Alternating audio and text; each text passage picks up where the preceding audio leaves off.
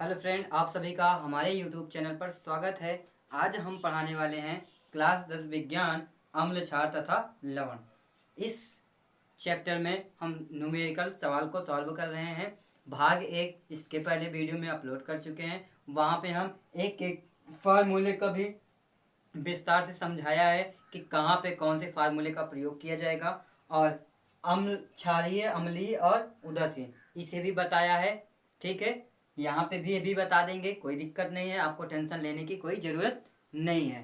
ठीक है, तो यहाँ पे चौथी सवाल हमारा क्या है, बहुत ही आसान सवाल है, बस आपको ध्यान देना है। बस क्या कह रहा है, यदि किसी विलयन का पीएच मान 3 है, यदि किसी विलयन का पीएच मान 3 है तो हाइड्रॉक्सिल आयन की सांद्रता ज्ञात कीजिए। हाइड्रॉक्सिल आयन की सांद्रता ज्ञात कीजिए।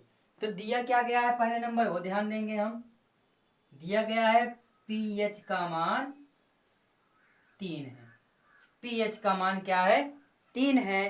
तो इसका मतलब क्या हो गया हमारा, पहले हाइड्रोजन आयन की सांद्रता निकालेंगे, उसके बाद ही जाकर के हाइड्रॉक्साइल आयन की सांद्रता निकलेगा। हाइड्रॉक्सिल आयन का मतलब होता है, हाइड्रॉक्सिल आयन का क्या है, OH, यानी कि हाइड्रॉक्साइड। हाइड्रा ऑक्साइड और हाइड्रॉक्सिल दोनों एक ही चीज है, अलग नहीं है। बस हर जगह शब्दों का फर्क है, शब्दों का फर्क है कि यहाँ पे हाइड्रॉक्सिल पढ़ा जाएगा, वहाँ पे हाइड्रॉक्साइड। ठीक है, तो यहाँ पे जब पीएच मान दिया गया है तो छठवें फार्मूले का प्रयोग कर दो। क्या है, H पॉजिटिव इक्वल 10 की पावर माइनस पीएच। तो पीएच का मान रख दो, क्या निकल गया, हाइड्रोजन आयन की सांद्रता निकल गई। तो चलिए, बहुत अच्छी बात है, अगर समझ में आ गया है तो पीएच इक्वल 10 की पावर माइनस 3, हाइड्रोजन आयन की सांद्रता आप प्राप्त कर लिए। और निकालना क्या है, हाइड्रॉक्सिल आयन की। हाइड्रॉक्सिल आयन की सांद्रता कहाँ पे रखें कि हाइड्रॉक्सिल आयन की सांद्रता निकल जाए। तो ध्यान दीजिए, पांचवा क्वेश्चन में हाइड्रोजन आयन है और हाइड्रॉक्सिल आयन है। इसकी वैल्यू पता है और इसकी वैल्यू निकालना है। यदि इसके वैल्यू से हम इसमें भाग कर दें तो OH का मान निकल जाएगा। तो फार्मूला ले लेते हैं, hydrogen ion into hydroxide ion equal 1 into 10 की पावर माइनस 14। अब हाइड्रोजन आयन की सांद्रता कितना दिया गया, 10 की घाते माइनस 3, यानी कि इस चीज से हम क्या करेंगे, डिवाइड करेंगे। OH निगेटिव इक्वल 1 इंटू 10 की पावर माइनस 14 अपान हाइड्रोजन आयन।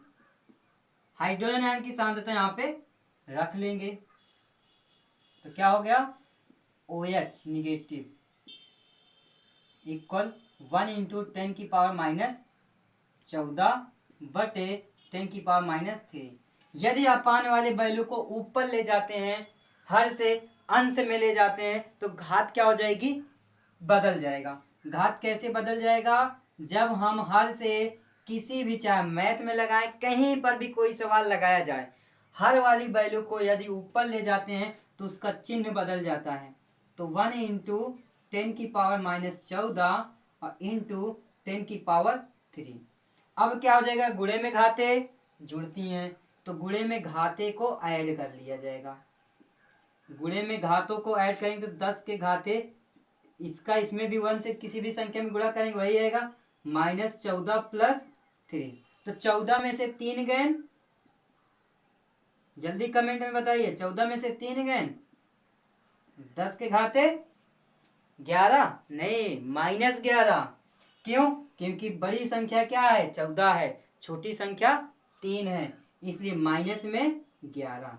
तो हाइड्रॉक्सिल आयन की सांद्रता हमारी आ गई क्या, 10 के घाते माइनस 11, 10 के घाते माइनस 11 आ गया ना। तो चलिए, अब हम देखते हैं अपने अगली सवाल, जल्दी से इसे आप नोट कर लीजिए, अगली सवाल देखते हैं।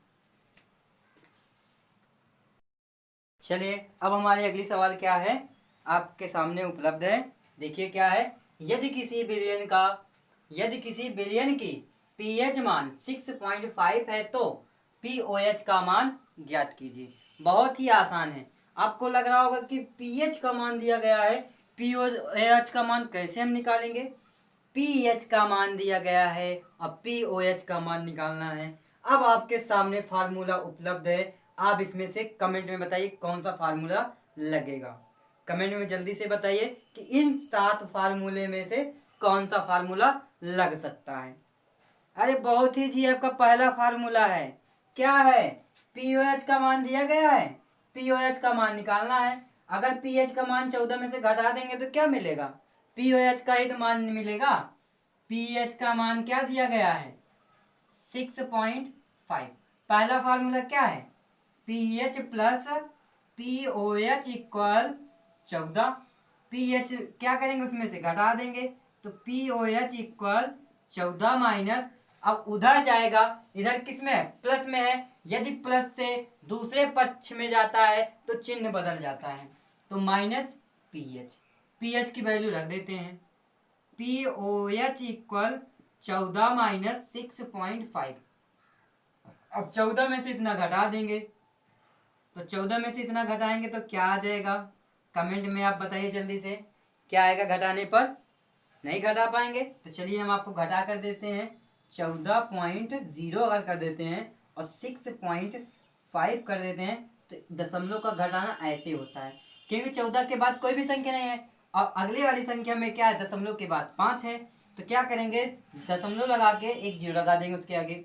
इसमें दशमलव के सामने दशमलव लगा के संख्या को लिख देंगे, दशमलव के पहले 6, दशमलव के बाद 5। अब यहाँ पे जीरो है, घटेगा नहीं, एक हासिल लेंगे, हो गया 10। 10 में से 5 गए 5, ठीक, और 13 में से 6 गए 7, दशमलव दशमलव आ गया। तो यही आपका आंसर है 7.5, यही आपका आंसर हो गया। ठीक है, ये हमने क्यों बताया इतना तोड़ करके? क्योंकि कुछ बच्चे कमज़ोर होते हैं, जो पढ़ने में बहुत ही ज़्यादा कमज़ोर होते हैं और मैथ में इनका मन नहीं लगता है, मैथ में मन नहीं लगता है और मैथ से इतना नफरत करते हैं कि मत पूछो। इस वजह से हम इसे एकदम बढ़िया से तोड़ कर बताएंगे। अगर आपको वीडियो पसंद आ रही हो तो हमारे चैनल को सब्सक्राइब करिए, कमेंट करिए और लाइक करिए।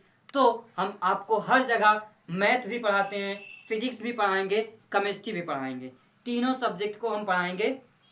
और क्लास 12 का केमिस्ट्री स्टार्ट हो गया है, आप जा कर के लिंक में आप पढ़ सकते हैं।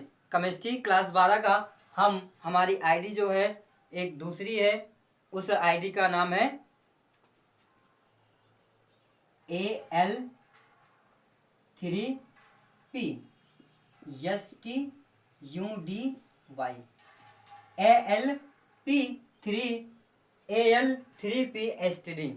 इस वाले पे आप जाकर के क्लास 12 की केमिस्ट्री बहुत ही आसान तरीके से आप पढ़ सकते हैं और इसी आईडी पे मैथ क्लास 12 का भी पढ़ाया जाएगा।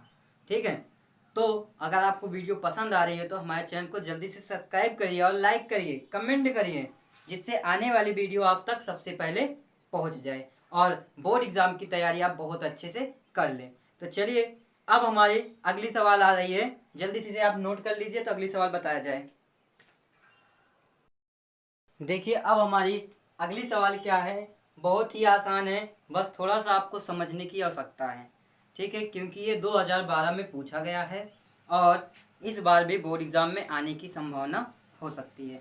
क्यों? क्योंकि यहाँ पे जो फंक्शन बना है, इस फंक्शन से बहुत लोग कंफ्यूज हो जाते हैं। इसी फंक्शन को आपको समझाएंगे कि इस फंक्शन पे हाइड्रोजन की सांद्रता क्या दिया गया है। क्वेश्चन को पढ़ते हैं। देखें, 1 बिलियन में हाइड्रोजन आयन की सांद्रता 0.01 यन है, तो बिलियन की पीएच मान ज्ञात कीजिए।